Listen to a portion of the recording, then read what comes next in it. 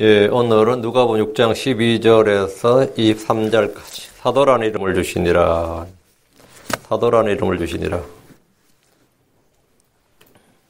12 제자를 부르신 장면, 12 사도를 부르신 장면입니다. 누가복음 6장 13절 말씀 같이 읽습니다. 날이 밝음에 그분께서 자기 제자들을 부르시니 그들 중에 12를 택하시고 또한 그들에게 사도라는 이름을 주시니라. 사도라는 단어는 구약에는 안 나오는 단어죠. 구약에는 안 나오는 단어고 구약에서는 대언자, 신약에서는 사도 이렇게 주로 이제 나옵니다. 정말 기도하고 시작합니다. 위대하시고 거룩한 주하나님 감사합니다. 하나님께서 은혜와 복을 주시고 주영을 충만케 해주셔서 이 시간 또 말씀을 강요할 때, 또 선포할 때 모든 혼들이 믿음으로 말씀을 잘 듣고 받아서 이 말씀 마음에 간직하고 쌓아둘 수 있도록 은혜를 베풀어 주시옵소서. 주영을 충만케 해주시길 간구합니다. 감사드리며 주의 성기도합니다. 아멘. 네, 오늘 공부할 말씀은 주께서 제자들을 부르시고 사도들을 택하신 장면입니다. 사도란 단어는 구약 성경에 없습니다. 사도란 직분 타이틀은 우리 주께서 친히 주신 겁니다. 모든 제자들이 다 사도는 아닙니다. 모든 신자들이 다 제자는 아닙니다. 물론 그분을 믿는 신자가 마땅히 모두 제자가 되어야 하는 것은 맞지만 모든 신자가 그분을 따르는 제자는 아닙니다. 예수를 만나는 사람이 모두 신자는 아닙니다. 예수 안다고 다 신자는 아니에요. 모든 신자가 다 제자는 아니고 모든 제자가 다 사도는 아닙니다. 유대인들 중에는 예수를 알고 그분 은혜를 받은 사람들이 많았지만 그들이 모두 신자가 된 건 아닙니다. 오늘날도 교회를 오는 이들이 수없이 많지만 그들이 다 신자는 아닙니다. 교회에 다니는 자들 중에도 신자가 있고 신자들 중에는 주를 따르겠다는 제자들이 있고 결단하고 헌신한 그런 제자들이 있습니다. 제자들 중에서는 주께서 임명하신 사도들이 있고 복음 전도자가 있고 교사가 있고 목자가 있습니다. 크리스천들이 다 사도란 말을 많이 사용하지만 복음서에서 사도란 표현은 여러분 마태, 마가, 누가, 요한 다 봐도 10번밖에 나오지 않습니다. 사도란 말이 굉장히 엄청나게 성경을 사도란 말을 많이 본 것 같지만 실제로 복음서에 사도란 표현이 그렇게 많이 나오지 않습니다. 특이하게도 요한복음에는 한 번도 안 나옵니다. 요한복음에는 사도란 표현이 단 한 번도 안 나와요. 사도는 제자들 중에 12명만 임명되었습니다. 12명. 사도들의 이름은 마태복음 10장 2절에서 4절에 나옵니다. 자, 그리고 지금 누가 본문에 나오고요. 자, 마태복음 10장 2절 4절 보면 이제 그 12사도 이름 이러하니라 첫째 베드로라는 시몬과 그의 형제 안드레와 세베대 아들 야고보와 그의 형제 요한과 빌립과 바돌로메와 도마와 세리 마테와 알페 아들 야고보와 별명이 다되온 렛배와 가나안 사람 시몬과 가룟 유다인데 그는 또한 그분을 배바라에 넘긴 자더라. 이렇게 12이 나오는데 누가복음에도 지금 본문에 12이 나옵니다. 그렇죠? 12명이 나오는데 이제 이름의 순서가 약간 차이가 있습니다. 이들 중에는 형제들이 있고 동명이인이 몇 있습니다. 예수님의 제자들 중에서 시몬이 둘이 있고요. 시몬이 둘이 있고 야고보가 둘이고 유다가 둘입니다. 12 중에서 동명이인이 3쌍이나 되는 거죠.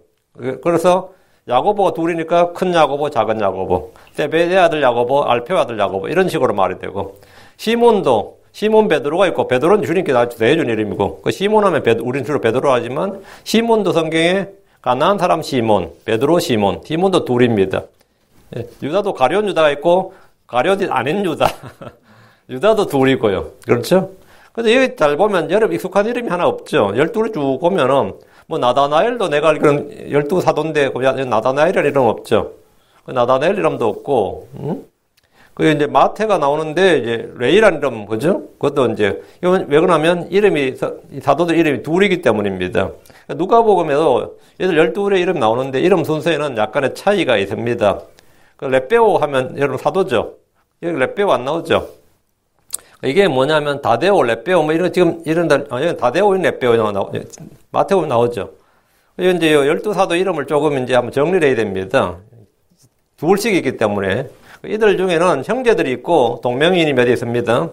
시몬이 둘이고 야고보가 둘이고 유다가 둘이라고 그랬고 베드로라는 시몬이 있고 가나안 사람 시몬이 있고요. 가나안 사람 시몬은 누가복음에는 셀롯이라는 시몬 이렇게 되어 있어요. 셀롯이라는 시몬. 가나안 사람 시몬이 가나안 출신이라는 뜻이고 셀롯 사람 시몬 이럴 때 셀롯은 이 바리새인, 사두개인, 열혈당원 이 셀롯은 그 당파 이름입니다. 그 셀롯 사람 보면 시몬은 셀롯 당파 출신이다. 이 말입니다.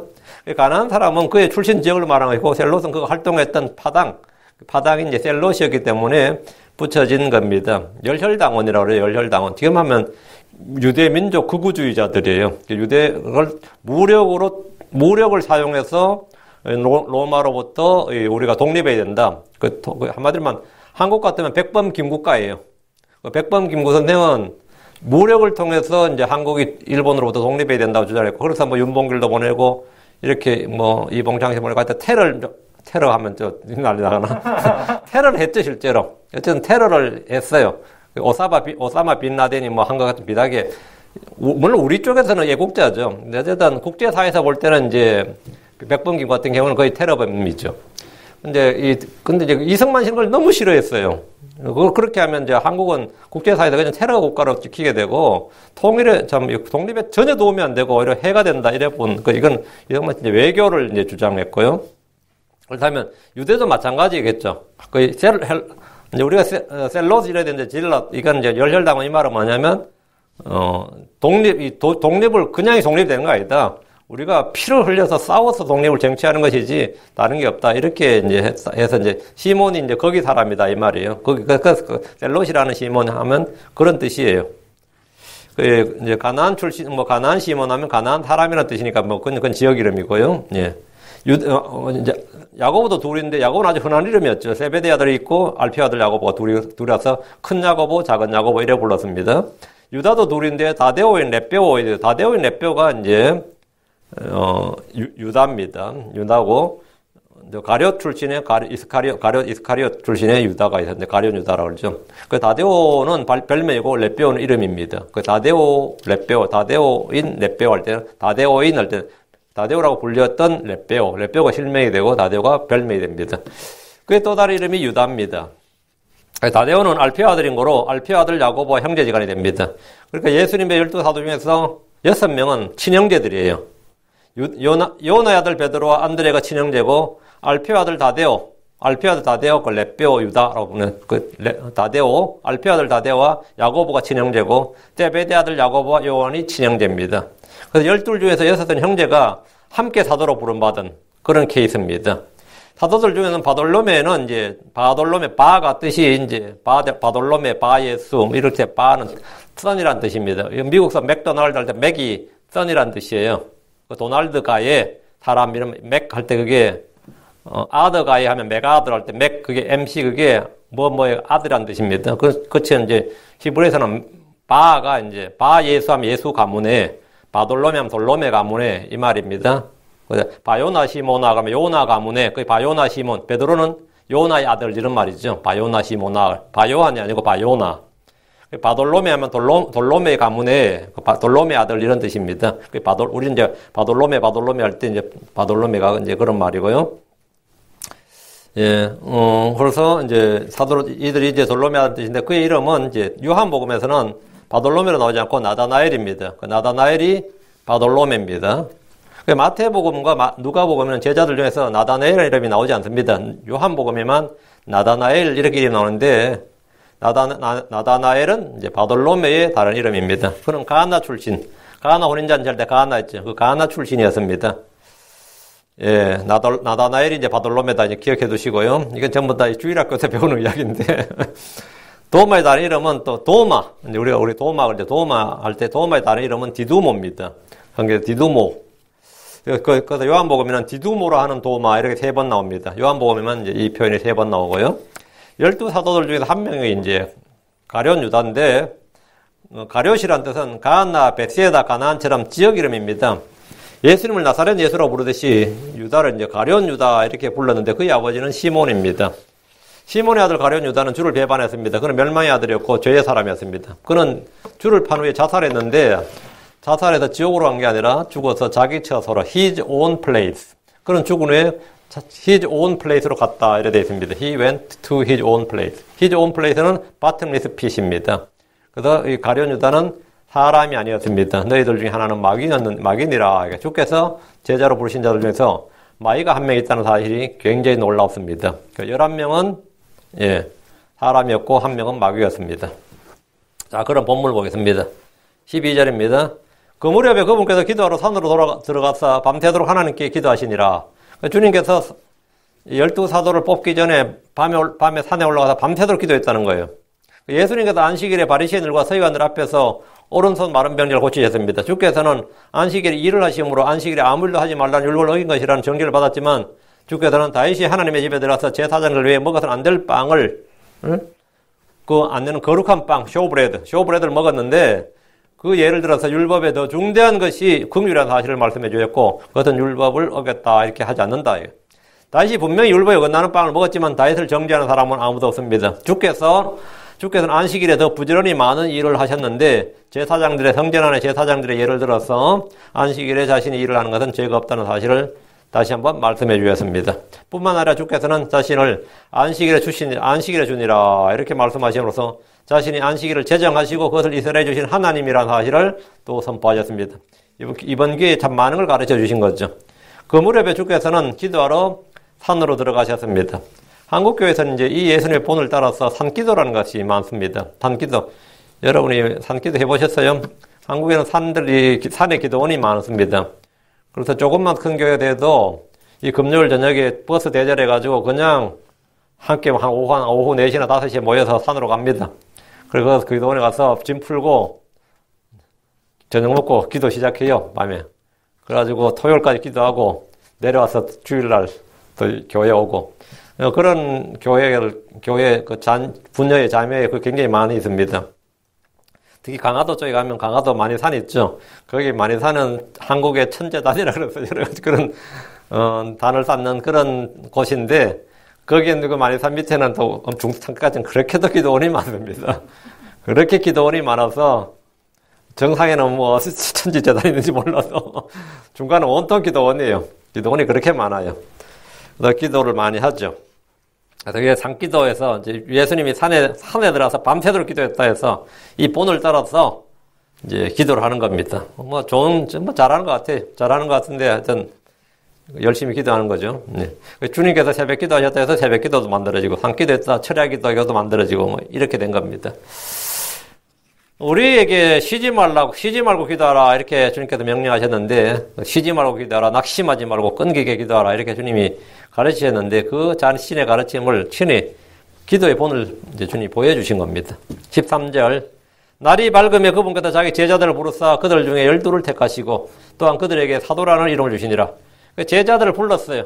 불러서 제자들 모두를 사도로 한 건 아니고 주님의 제자들은 전도여행 보낸 제자가 70명이거든요. 그리고 부활에 증인된 제자가 500명이었다고요. 그러니까 그 중에서 12명이 뽑힌 겁니다. 12명이 사도로 뽑힌 거예요. 12를 택하시고 또한 그들에게 사도라는 이름을 주시니라. 밤새 산에서 기도하신 주께서 날이 밝자 자기 제자들을 부르셨습니다. 제자들 중에서 12를 택하시고 그들에게 사도라는 이름을 주셨습니다. 제자들을 부르시고 사도로 택하신 분은 주 예수님입니다. 여기서 택하셨다 이 말이죠. 부르시고 택하시고 12를 택하시고 이랬죠.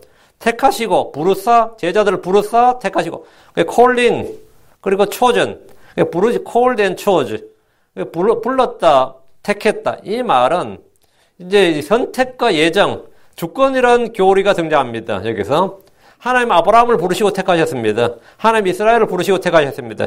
유대인들은 자신들을 선택받은 민족 chosen people 이렇게 말하는데 전적으로 옳은 말입니다.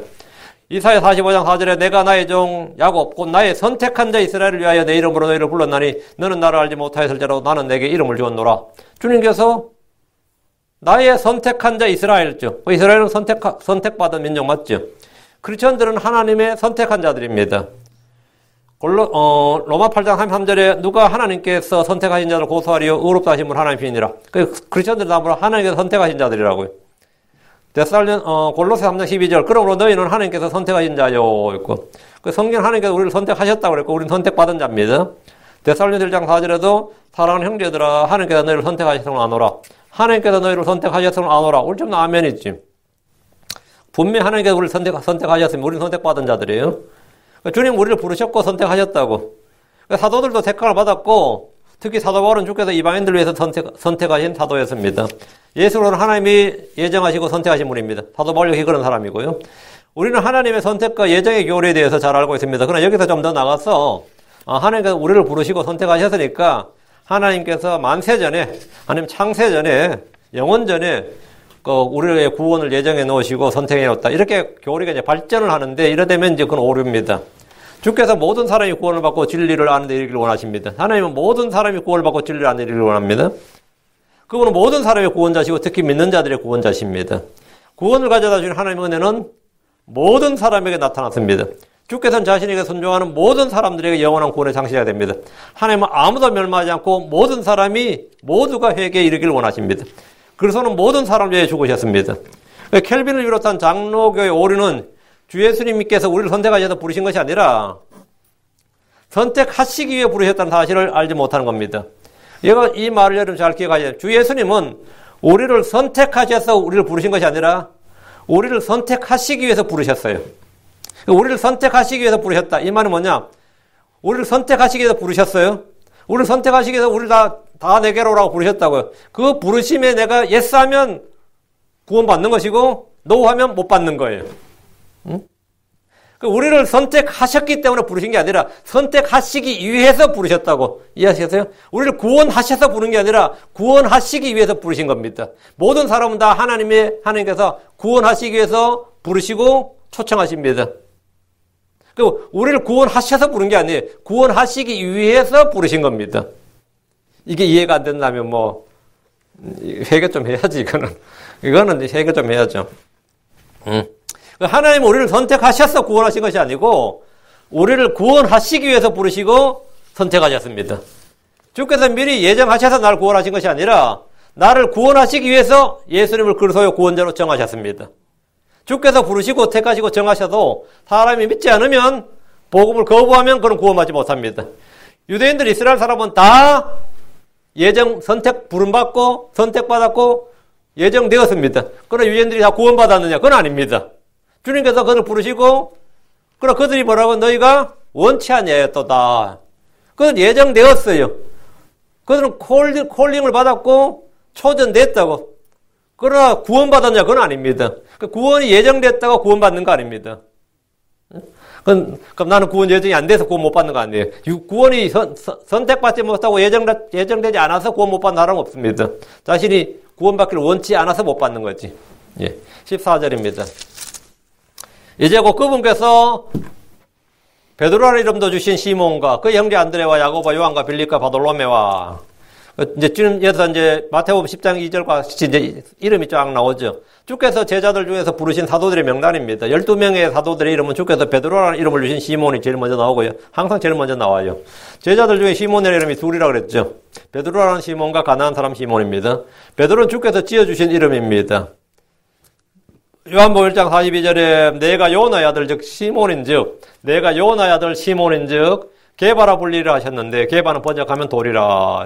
게바는 이제 아람어고 베드로는 그리스라 그랬습니다. 베드로는 로마 캐톨릭에서 반석이라는 뜻이라고 주장하지만 성경은 그의 이름의 뜻을 여기 적혀 있죠. 번역하면 뭐다? 락이 아니고 스톤이라고요. 그냥 돌이라고. 반석이 아니고 교회의 반석은 예수님이지 베드로가 아닙니다. 교회의 반석, 교회의 기초는 예수 그리스도이지 베드로가 될 수 없습니다. 베드로는 헬라 이름이고 게바는 아람어 이름입니다. 시몬은 그의 본명입니다. 주께서 갈릴리 바닷가에서 그를 부르시고 이제 사도로 임명하셨습니다. 그의 형제 안드레는 베드로를 주께로 인도한 사람입니다. 그는 침례자 요한의 말을 듣고 주 예수님을 따랐습니다.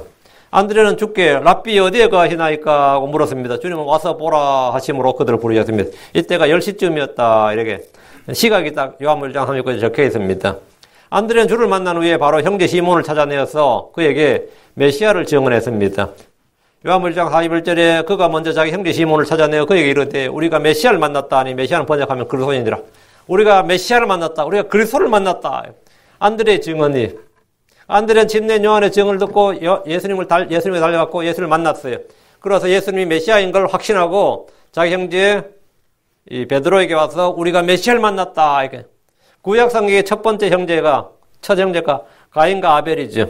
그 형제 가인이 아벨을 죽인 게 이제 창세기에 나옵니다. 그 형제지간에 살인이 일어난 겁니다. 형제지간에.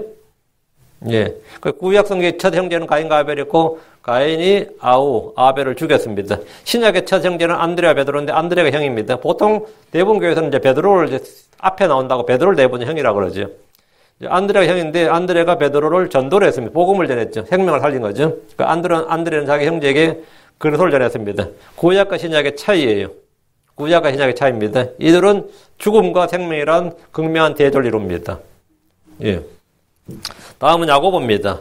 세베대 아들 야고보죠. 여기 야고보는 주의 제자들 중에 야고보가 둘입니다. 세베대 아들 야고보, 알페 아들 야고보인데 주 예수님의 동생 중에 한 명도 이름이 야고보입니다. 야고보는 아주 흔한 이름이었습니다. 아주 흔한 이름이었고 야고보와 요한은 벳세다 출신의 어부였습니다. 그들은 배 안에서 자기들의 그물을 고치고 있다가 주의 부르심을 받았습니다. 베드로, 요한, 야고보는 12제자들 중에서도 가장 핵심 인물이고 다른 사도들보다 주님의 사역을 좀 더 많이 봤습니다. 변화산에 갈 때 주님과 동행한 셋이 베드로, 요한, 야고보입니다. 겟세마네에서도 주님은 기도하실 때 이 셋을 데리고 왔습니다. 해당장에 죽은 딸을 살릴 때도 주께서는 제자들 중 이 셋만 들어오도록 허락하셨습니다. 이들은 천둥의 아들들의 이름이 더해졌습니다. 다음 빌립입니다. 빌립은 주께서 시몬을 만난 후에 다음날 주의 제자로 부름받은 사람입니다. 요한복음에는 그가 부름받은 장면이 잘 나옵니다. 요한복음 1장 43절에 그 다음날 예수님께서 갈릴리로 나아가려 하시다가 빌립을 만나며 그에게 이르시되 나를 따르라 하시니라. 주님께서 빌립을 만나서 나를 따르라 했대. 빌립은 안드레와 베드로의 도시인 벳세다 출신입니다. 빌립은 나다나엘에게 자신이 만난 예수를 증언했습니다. 요한복음 1장 45절에 빌립이 나다나엘을 찾아 그에게 이르되 모세가 율법에 기록하고 대언자들이 기록한 그분 우리가 만났으니 곧 요셉의 아들 나사렛 예수님이시니라. 이제 빌립이 앞은 잘 증언했죠. 모세가 율법에 기록하고 대언자들이 기록한 그분 우리가 만났으니 그리스도를 만난 거죠. 곧 요셉의 아들 나사렛 예수님이시니라. 예수님은 요셉의 아들은 아니죠. 요셉의 스텝선이니까 뭐 그렇게 따지는 거죠. 요셉의 아들 나사렛 예수님이시니라 이렇게 바돌로메한테 증언했는데 바돌로메는 성경을 깊이 묵상하고 있던 사람입니다. 바돌로메는 그냥 단순한 말한다고 믿는 사람이 아니었죠.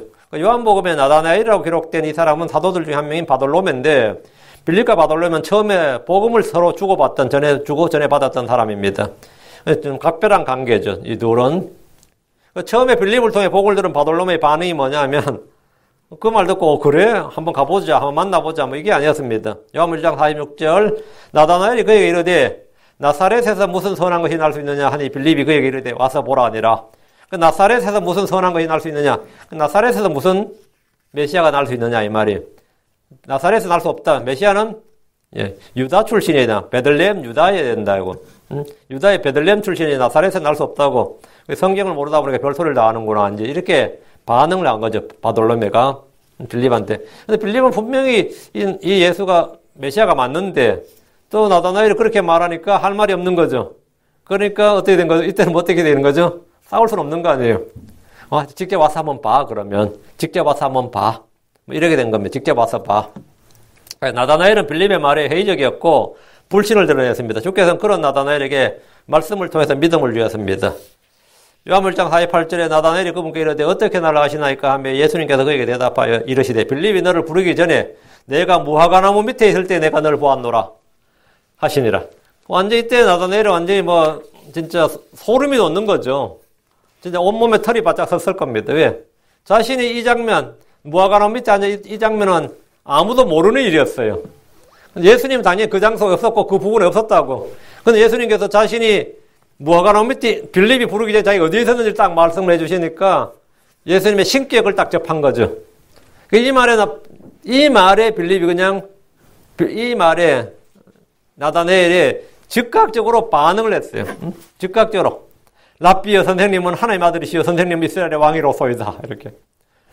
이게 빌립이 진짜 와서 빌립이 아까 진짜 만났다 하더니만 그 말 헛소리가 아니구나. 맞구나. 이렇게. 바돌로메에 대한 기록은 이 부분을 제외하고는 이제 성경에 안 나옵니다. 이게 다예요. 빌립은 주께 아버지를 보여달라고 하고 오병이어 사건 때 200데나리온의 제 빵을 사도 그래 부족하겠다 그러고 이런 장면이 몇 번 나오는데 바돌로메에 관한 기록은 이게 전부입니다.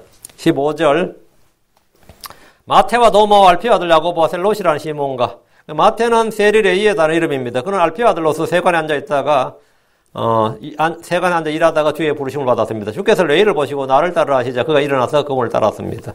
도마는 성도들에게 의심 많은 도마로 불리는 불명이라는 사도입니다. 성경 그를 디두모라는 도마 이렇게 말합니다. 그는 주께서 죽은 나사로에 가자고 했을 때 동료 제자들에게 우리도 그분과 함께 죽으러 가자 이렇게 했던 사람이에요. 우리도 그분과 함께 죽으러 가자. 그러니까 이제 예수님이 다시 유다로 들어간다고 하니까 거기는 우리의 사지다 말이에요. 거기 간다는 말 우리가 죽으러 간다는 뜻이다 이거예요. 응?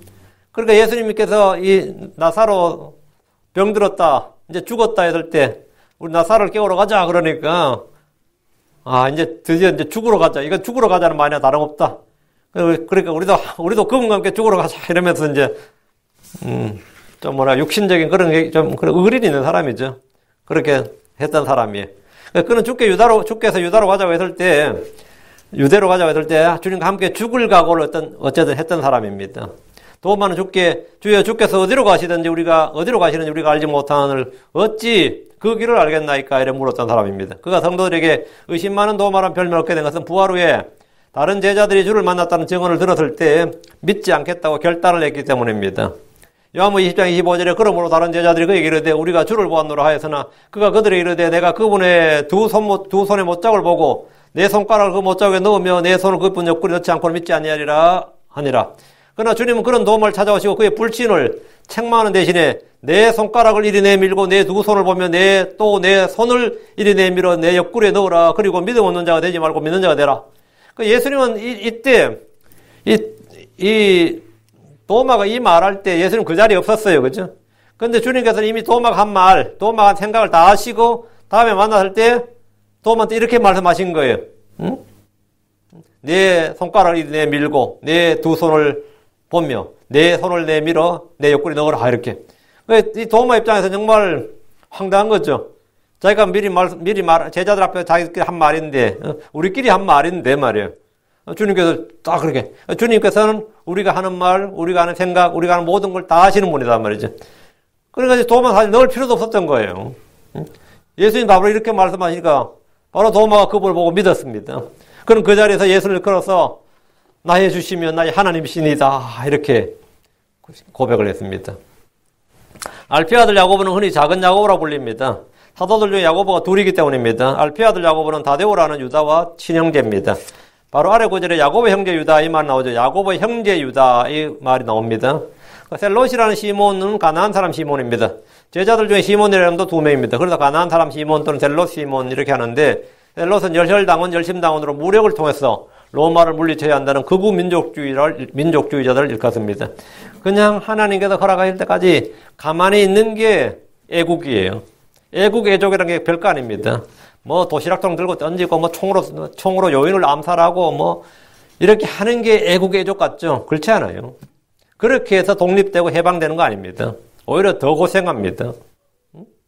더 고생해요. 한국이 일본한테 우리가 독립했다 할 때 독립운동가들이 열심히 활동해서 독립한 것 같죠? 독립운동가들이 독립에 헌신한 건 1도 없습니다. 시도는 많이 했지만 결과적으로는 사실은 독립운동가들이 백범 김구 선생 같은 사람이 훌륭하죠? 그 사람이 대한민국 독립에는 공헌한 게 0.001도 없어요. 독립 어떻게 이루어진 거죠? 백범 김구의 활동이 이루어진 거 아닙니다. 상해 임시정부의 노력으로 이루어진 것도 아니에요. 그건 미국이 일본을 이겼고 미군과 러시아군이 소련군이 한국에 들어왔기 때문에 독립된 거예요. 응? 그들의 업적과는 요만큼도 상관없어요. 미국이 일본 무찌른 거하고 독립운동가들 뭔 상관 있어요? 0.001도 상관없다고. 지금 팔레스타인 해방 피에로 있죠. 피에로가 만약 독립국가 된다 그러면 그 애들이 지금 막 미국을 해서 대테러 운동한 사람들이 물론 그들이 국가를 세우면 영웅 대접 받겠지만 그 테러 활동했던 사람들이 그들의 독립의 0.0001%도 관여한 게 없어요. 그냥 국제사회에서 귀찮다 이놈들 독립시켜주자 이런 독립되는 겁니다. 뭐 국제사회에서 얘놈들 돈도 너무 많이 들고 귀찮고 국제정세가 불안하다. 그러면 미국하고 이스라엘하고 뭐 유엔하고 이렇게 합쳐서 그냥 피해로 해방시켜줘. 얘들 독립시켜줘. 그렇죠? 지금 터키 밑에 있는 나라가 무슨 쿠르드족? 쿠르드족의 꿈이 뭐예요? 독립국가 세우는 겁니다. 인구도 많아요. 1억 넘어요. 그게 쿠르드족이. 자원도 있으면 석유도 있어요. 근데 쿠르드족이 왜 독립 못할 것 같아요?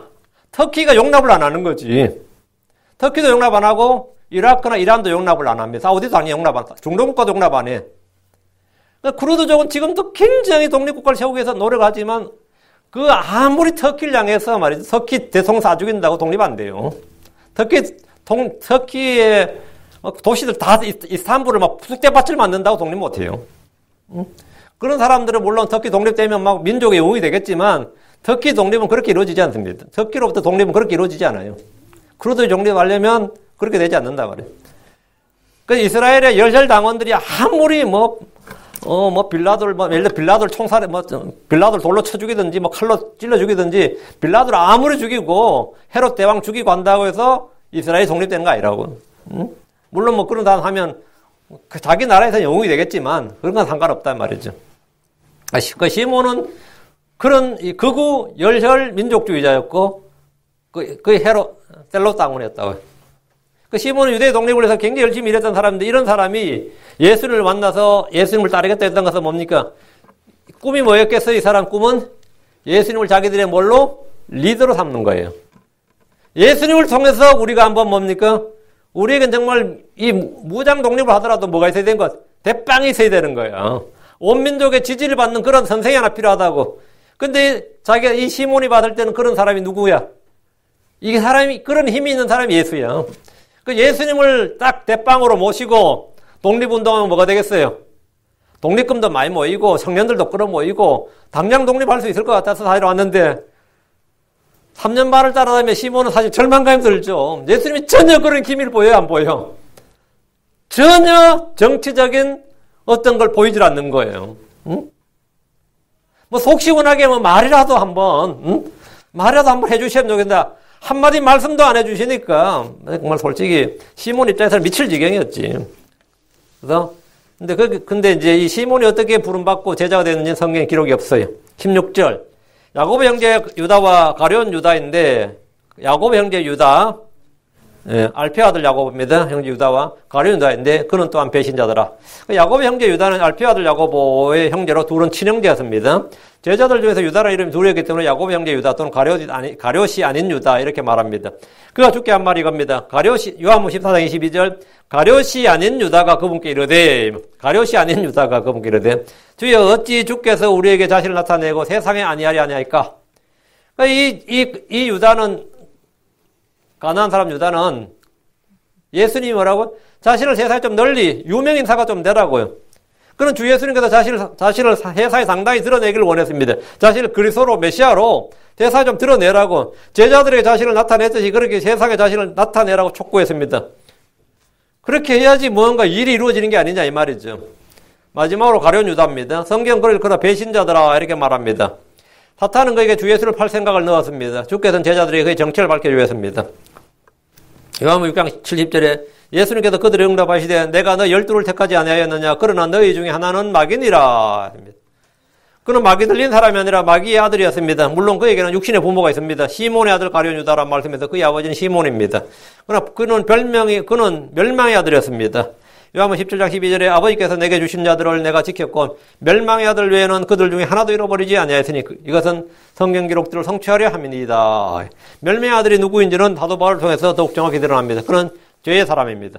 주께서는 그를 제자요 사도로 부르셨고 그는 주를 배반하고 팔았습니다. 하나님은 루시퍼를 덮는 그룹으로 지으셨고 그는 주를 대적함으로 사탄 마귀가 되었습니다. 17절입니다. 이 말은 하나님께서 루시퍼를 덮는 그룹으로 지으셨다 해서 그가 마귀가 되었다. 사탄이 되었다. 하나님께서 사탄을 지은 건 아니죠. 주님께서 가룟 유다를 부르셨다고. 그래서 주님께서 가룟 유다가 배반하게 만드신 건 아닙니다. 유도한 것도 아니고 그가 알아서 그렇게 한 겁니다. 17절. 그분께서 그들과 함께 내려오사 평야에 서시니 내려오사 이거 언더라인. 마태복음 5장에는 주님께서 산에 오르사 이래 됐죠. 마태복음 5장과는 정반대다 이 말입니다. 그분은 그들과 함께 산에서 내려오사 평야에 서시니 그분의 제자들 일행과 또 그분의 말씀을 듣고 자기들의 병을 고치려고 온 유대와 예루살렘과 두로와 시돈의 해안 지방에서 나온 백성이 큰 무리도 함께 하더라. 17절부터 아래 구절들은 마태복음 5장에서 7장까지 산상수훈과 내용이 굉장히 비슷합니다.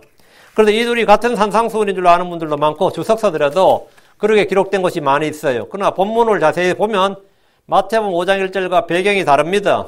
마태복음 5장 1절은 그분께서 무리들을 보시고 산에 올라가 앉으사 그분의 제자들이 그분께 나오며 이래 됐죠.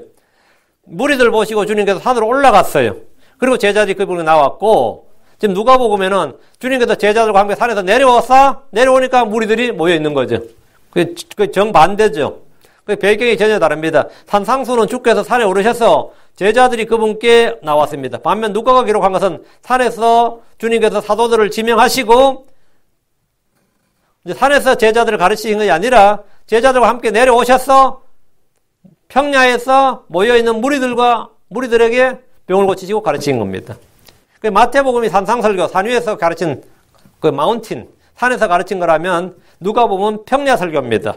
주께서 제자를 부르셔서 사도로 임명하시고 산에서 내려오셔서 평야에서 한 말씀이 본문입니다. 평야에서는 그분의 제자들과 그분의 말씀을 듣고 자기 병을 고치러 온 유대와 예루살렘과 두로와 시돈의 현지에 나온 백성의 큰 무리들이 함께 있었습니다. 이방인과 유대인이 막 섞여 있었던 거예요.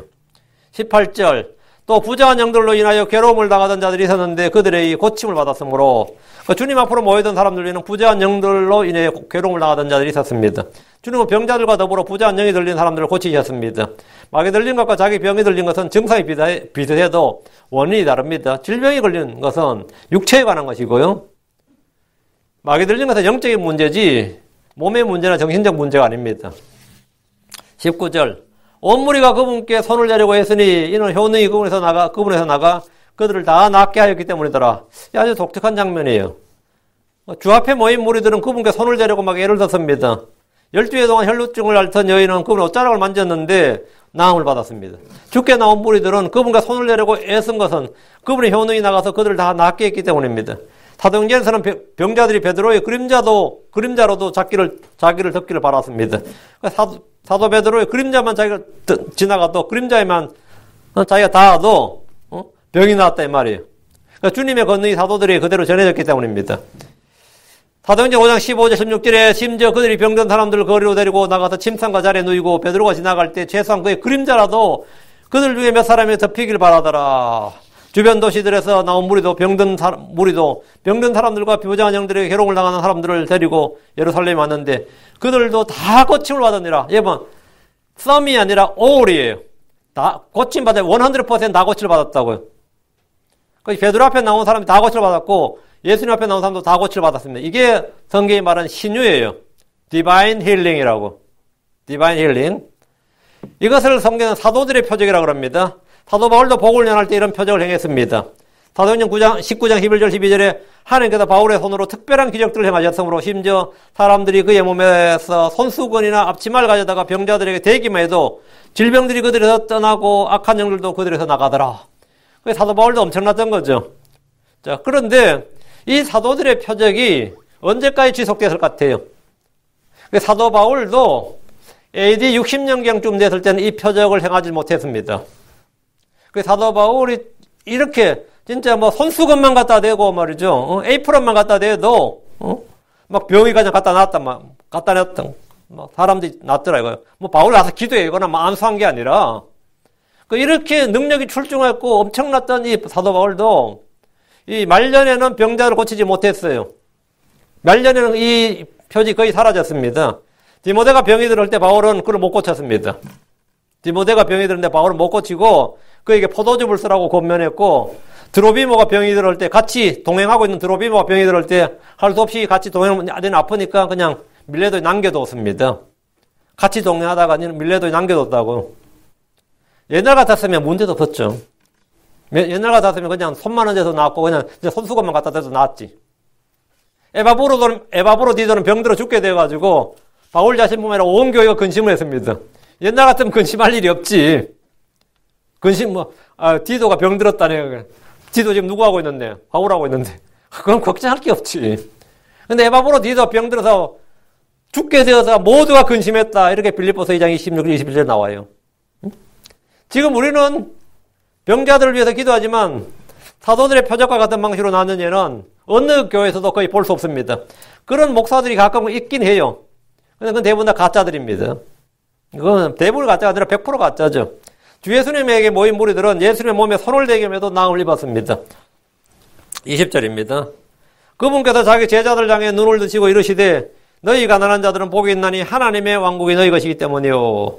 주께서 자기 제자들 향해 눈을 드시고 말씀하셨습니다. 산상수이나 평지 설교는 모두 제자들 향해 하신 말씀입니다. 믿지 않는 자들을 대상으로 한 말씀이 아닙니다. 마태복음에서는 영이 가난한 자들은 복이 있나니 하늘의 왕국이 그들의 것이기 때문이요 이랬는데 본문에는 너희 가난한 자들은 복이 있나니 여기 너희 가난한 자들이 언더라 해놔시고 이 가난한 자들이 복이 있는 게 아니고요.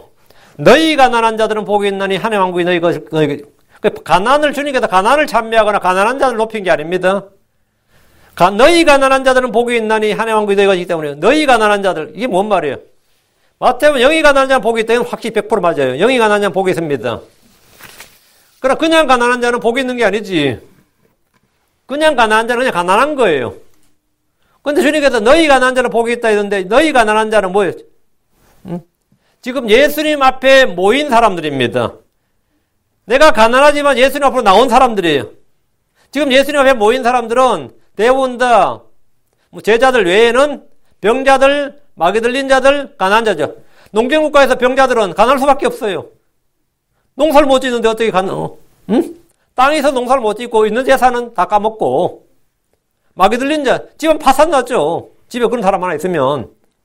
그런 사람들이 예수님만 희망이에요. 예수님만이 진짜 유일한 희망이에요. 그래서 예수님 앞으로 온 겁니다. 그래서 고침을 받았어요. 주님이 거기 모인 사람들 전부 다 가난한 자들인 걸 잘 압니다. 너희 가난한 자들은. 제자들도 물론 가난했죠. 부자 있다 그러면 레이 정도가 부자였을까? 세리 레이 정도가 부자였을까? 다 가난했습니다. 주님은 그들에게 너희 가난한 자들은 복이 있다 이렇게 말씀하셨습니다. 너희들은 복이 있다 이 말. 너희 가난한 자들 이렇게 너희는 복이 있다 이 말이에요. 가난한 자들은 너희 가난한 자는 복이 있다. 주를 믿지 않는 가난한 자들, 주께 나오지 않는 가난한 사람들은 아무런 복이 없습니다. 가난한 자들이 복이 있다 이 말은 영이 가난하든 물질적으로 가난하든 이 가난함에도 불구하고 주를 믿는 자, 주께 나온 자는 복이 있다 이 말입니다. 병이 있어도 주를 믿는 자는 복된 자입니다. 죄인이어도 주를 믿는 자는 복이 있습니다. 주를 믿을 때도 그는 돈이나 집이나 땅을 소유하지 않아도 한해 왕국을 소유할 수 있습니다. 내가 지금 감옥에 갇혀 있어도 주를 믿으면 그는 복된 사람입니다. 주께서 가난한 자들을 복이 있다고 하신 것은 가난을 찬미한 것이 아니라 가난한 자들이 부자보다 도덕성에 우위가 있다 그런 게 아닙니다. 곳간에서 인심난다고요. 가난한 자들이 사실은 더 비열하고 악하고 그런 게 대부분 많습니다. 정말 여러분이 짜장면 배달하는 배달부들도 그래요. 부잣집에 가면 부잣 동네로 짜장면 나르면 그 사람들이 훨씬 더 친절하다 이거예요. 가난한 동네로 가서 하면 훨씬 더 욕먹고 오히려 자기들이 천대받는데 곳간에 인심 난다는 말이 달리 있는 거 아니에요. 가난한 자들이 부자들보다 여러분 성격이 더 좋을 것 같고 그렇죠? 전혀 아닙니다. 그건 상관없어요. 가난한 자가 부자들로 더 복되다. 그 말도 안 되는 소리죠. 주께 나오는 가난한 자가 복이 있고 주께 나오는 부자가 복이 있는 거예요. 주께 나온 사람. 그 가난함에도 불구하고 주를 찾고 주를 부르고 믿고 나온 가난한 자들은 주님께서 복이 있다고 하신 겁니다. 그래서 그들은 지금 복이 있는 사람이 21절 지금 굶주린 너희는 복이 있나니 지금 예수님 앞에 온 사람들이 어떤 정도인지 알겠죠? 지금 굶주린 너희는 복이 있나니 지금 너희는 지금 굶주리고 있다 이거예요. 너희가 배부를 것이기 때문이요. 지금 슬피 우는 너희는 복이 있나니 너희가 웃을 것이기 때문이니라. 주님께서는 지금 모인 무리들 앞에서 그들을 상대로 말씀하시고 계시는 분명히 하고 있습니다. 지금 굶주린 너희는 복이 있나니 이 말씀은 주 앞에 지금 모인 무리들의 상태를 잘 보여줍니다. 무리들은 병들고 마귀 들렸고 가난했습니다. 지금 줄이고 있습니다. 참 모인 사람들이 전부 다 어째 하나같이 이럴까 싶지만 지금 이게 예수님께 모인 사람들이 이랬어요. 진짜 죄인들이었고 그래서 주님께서 지금 굶주리고 있는 너희 이렇게 말씀한 겁니다. 주님은 그들의 사정을 잘 아셨습니다. 그러나 주님은 지금 줄이고 있는 그들에게 불행하다, 한심하다고 하시지 않고 복이 있나니 왜 그렇습니까? 주께서 생명의 빵이시기 때문입니다. 주께서 그들의 모든 필요를 공급하시기 때문입니다. 너희가 배부를 것이기 때문이요. 이 말씀은 주께서 모든 필요를 공급하시는 주 하나님이심을 말합니다. 지금 슬피 우는 너희는 복이 있나니 이들은 질병의 고통으로 가난으로 저런 다양한 사연으로 슬피 울고 있습니다. 정말 오랫동안 아프고 말이죠. 힘들면 아픈 사람이 자기 몸이 아프면서 미안해요. 아픈 게 오히려. 아픈 게 미안하다고. 가족들에게 미안하고 아는 사람들에게 미안해요. 실제로. 아픈 감에도 슬픈데 이 자기 주변에 있는 이 돌아간 사정을 보면 말이죠. 더 슬퍼. 이제 슬피 울지.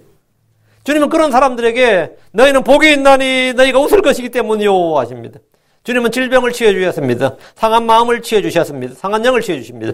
주께서는 슬픔을 기쁨으로 바꿔주시는 분입니다. 예수를 믿으면 불안이 평안이 됩니다. 고통이 기쁨이 됩니다. 저주가 복이 됩니다. 주께서는 물을 포도주로 바꾸시듯이 우리의 삶이나 우리의 일이나 우리 자신, 우리의 마음까지도 생각까지도 바꿔주시는 분입니다. 이것이 뭐다? 변화예요. 변화. 내가 마음과 생각을 바꿔 주께 오면 주님은 나를 바꾸십니다. 이것이 성경이 말하는 부흥입니다. 주께 나오지 않으면 가난한 사람은 그냥 가난할 뿐이에요. 굶주린 사람은 그냥 굶주린 사람이고 슬피 우는 사람은 그냥 슬피 우는 사람입니다. 그러나 그런 사람이 죽게 나오면 무슨 사람이 된다? 복 있는 사람이 된다고요. 주 예수를 만날 때, 주 예수님께 나올 때 모든 것이 변합니다. 모든 게 변합니다. 22절입니다. 사람의 아들로 인해 사람들이 너희를 미워하며 자기들의 모임에서 너희를 따돌리고 너희를 꾸짖으며 너희 이름을 악한 것으로 여겨 내버릴 때에 너희에게 복이 있도다. 사람의 아들로 인해, 이 말씀은 의로 인해 이 말이에요. 예수님은 하나님 의십니다. 사람의 아들로 인해, 이 말은 예수 그리스도로 인해 사람들이 겪는 고난을 말합니다. 예수 그리스도로 인해서 사람들이 교회와 크리스천들에 대해 보이는 몇 가지 반응 중 하나가 미워하는 겁니다. 미워한다 이거. 난 그냥 예수 믿는 사람들이 밉다 이거예요. 세상이 예수를 미워했듯이 그분의 성도들을 미워합니다. 그리고 자기들의 모임에서 따돌립니다. 그리고 꾸짖습니다. 너희 이름을 악한 것으로 여겨. 이 말은 크리스천이라는 이름을 악한 것으로 여긴다는 말입니다. 불신자들은 기독교라는 이름을 악한 것으로 여겨서 개독이라고 부릅니다. 유대사회에서 예수라는 이름은 이단 사입이라는 뜻이고 하나님께 저주받은 자라는 뜻입니다. 바리새인들, 사두개인들, 서기관들, 율법사들 비롯한 유대인들이 예수를 얼마나 미워했는지 보십시오. 초대교회 때 부흥이 일어났지만 스데반의 죽음을 기점으로 큰 핍박이 일어나서 사도들을 제외하고는 모두가 흩어졌습니다. 그들은 동족이니 형제니 하다가도 예수를 믿는 사람을 보면은 그냥 내다버렸습니다. 그런데 이런 일을 당하는 사람들에게 주님은 복이 있도다. 복이 있도다. 이게 대체 뭔 말이에요? 응? 예수님으로 인해 당하는 이런 고난이든 수치든 비방이든 욕이든 심지어 죽음이라도 그것은 복된 일이고 복된 사람입니다. 23절입니다. 그날에 너희가 즐거워하며 기뻐 뛰놀라. 보라, 하늘에서 너희 보상이 크니라. 그들의 조상들이 대언자들에게 그런 식으로 행하였느니라. 예수님으로 인해, 주의 말씀으로 인해 사람들이 고난을 당할 때 두려워하거나 낙담하거나 미칠 지경이 되지 말고 즐거워하며 뛰놀라고 했습니다. 이유가 뭡니까? 보상이 크기 때문입니다. 하늘에서 너희 보상이 크니라. 세상에서는 고난과 박해를 받을 때마다 하늘에서 유업의 보상은 점점 커집니다. 보라, 하늘에서 너희 보상이 크니라. 보상은 섬김의 수고고 일한 대로 받습니다. 이 땅에서 사람들이 자신의 연봉이 얼마인지 매우 관심이 아주 센서티브하죠. 내가 뭐 좋은 대학 졸업해서 어떤 직장에 취직했는데 그냥 뭐 그 월급 받아도 잘 살 수 있는데 나보다 오히려 좀 급이 낮은 사람이 뭐 돈을 더 잘 번다, 연봉 더 많이 받는다 그러면 어때요? 열받지. 왜? 보상이 나하고 저 사람하고 받는 게 다르단 말이지. 그러나 크리스천들이 하늘의 보상에 대해서 아주 센서티브하냐? 별로 안 그래요. 감이 없다고. 내가 받을 보상이 크냐 적으냐에 대해서 별로 센서티브하지 않는 건 내가 거기에 대해 뭐가 없다? 감각이 없다고요. 내가 그런 스피리추얼 센스가 없기 때문에 하늘에서 보상이 크니라 해도 무덤덤. 니는 하늘에서 보상이 없는 일에도 무덤덤. 다들 아무렇지도 않다고. 아무렇지도 않아. 왜? 감각이 아예 없어. 감이 없다고요. 하늘의 보상은 섬김의 수고요. 일한 대로 받습니다. 하늘에서의 보상은 땅에서 받는 고난과 비교될 수 없습니다. 로마서 8장 18절에 내가 생각하는데 이 현 시대의 고난들은 앞으로 우리 앞에 나타날 영광과 좋게 비교될 수 없도다. 비교될 수 없도다. 우리는 모두 그리스도 심판서에서 우리가 몸으로 행한 일과 몸 안에 이루어진 일들로 인해 심판을 받고 보상을 받습니다. 보라, 하늘에서 너희 보상이 크니라. 야, 내가 받을 보상이 어느 정도인지 대충 감을 잡고 있다면, 그게 어떤 건지 감을 잡고 있다면, 여러분 아마 미치도록 죽음을 기꺼이 죽음에 이르도록 주의 일을 할 겁니다. 그래서 수고를 기꺼이 마다하지 않을 겁니다. 보라, 하늘에서 너희 보상이 크도다. 이 말씀이 이 땅에서 고난받는 성도들이 주는 가장 큰 위로고 힘입니다. 다시 3절. 그들의 조상들이 대언자들에게 그런 식으로 행하였느니라. 그런 식으로 행했다 이 말은 뭐예요? 미워하고 쫓아내고 뭐 일단 때리고 죽이고 했다 이 말이에요. 응? 그들은 쫓겨나고 죽임을 당했습니다. 대언자들은 다 미움을 받았어요. 하나님의 대언자들이 그런 대우를 받았다면 당연히 주의 사도들, 주의 제자들, 그분의 성도들이 그런 식으로 대우를 받는 것은 뭐 당연한 일입니다. 우리 주께서 제자가 스승보다 높지 못하고 종이 자기 주인보다 높지 못하니 제자가 자기 스승처럼 되고 종이 자기 주인처럼 되면 그에게 족하도다. 이 말은 뭘 말한 거냐면 고난에 관한 겁니다. 아무리 너희가 고난을 받아도 예수님만큼 맞지 못한다 이 말이에요. 예수님은 바알세부비라 불렸어요. 여러분이 아무리 뭐 해도 바알세부라 불리지는 않을 겁니다. 그들이 그 집 주인을 바알세부비라 하였거든 그의 집안에 속한 자들을 얼마나 더 심하게 하겠느냐. 이만 크리스천들은 주님 세상이 얼마나 더 심하게 하겠느냐 이거예요. 그 세상의 주 예수님에게 대한 그대로 또는 그 이상으로 그분을 따른 자들, 그분을 믿는 자들을 대한다는 말입니다. 대한다 이 말이에요. 그건 당연한 겁니다. 그래서 그리스도 안에서 그리스도 뜻대로 살고자 한다는 당연히 핍박을 받습니다. 그게 없다면 그리스도 안에서 경건하게 살고자 하는 자가 아닌 겁니다. 그리스도 안에서 경건하게 살고자 하는 자, 그리스도 안에서 주의 뜻대로 살고자 하는 자는 당연히 핍박을 받게 되고 그것은 우리에게는 기쁨이다. 내가 그리스도의 제자란 이 사인입니다. 그건 내한테 그 사인이에요. 그리고 이것은 역사가 입증하는 진리입니다. 예, 오늘 여기까지요. 오늘은 사도란 이름을 주시니라 해서 제자들에서 사도를 부르시고 이제 주님께서 제자들이 주님을 따를 때 받게 될 제자들이 지금 사실 이 주님을 만나러 온 이 사람들에게 주님께서 지금 말씀을 선포하는데 너희 가난한 자들은 지금 너희가 너희가 굶주리고 있는 너희들은 예, 복이 있도다. 너희 슬피 울고 있는 너희들은 예, 복이 있도다. 그래서 예수를 만난다는 것이 인생에서 어떤 것이냐 이걸 지금 말씀하시고 또 예수를 만나러 위해서 그 후에 닥칠 고난이나 핍박에서는 그것은 뭐냐 그건 즐거워하고 기뻤지 놀라 하나 보상이 크니라 이렇게 말씀하셨고요. 자 이제 다음 시간부터 산상수훈과 내용이 거의 비슷합니다. 거의 비슷한데 그 내용을 좀 다루도록 하겠습니다. 근데 산상수훈은 굉장히 길었어요. 마태복음 5장에서 7장까지 굉장히 길었고 누가복음은 그렇게 길지 않습니다. 이건 평야설교로 짧습니다. 예, 잠깐 기도하겠습니다.